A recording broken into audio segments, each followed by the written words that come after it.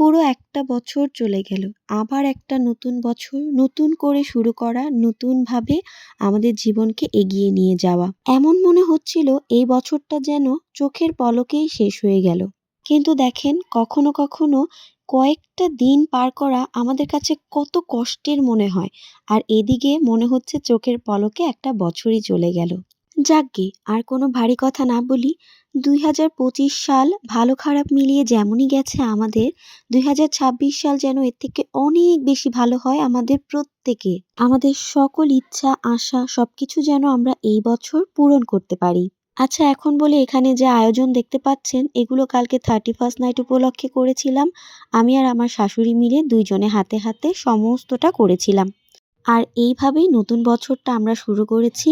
আশা করছি আমাদের নতুন বছর খুব ভালো এবং সুন্দর যাবে।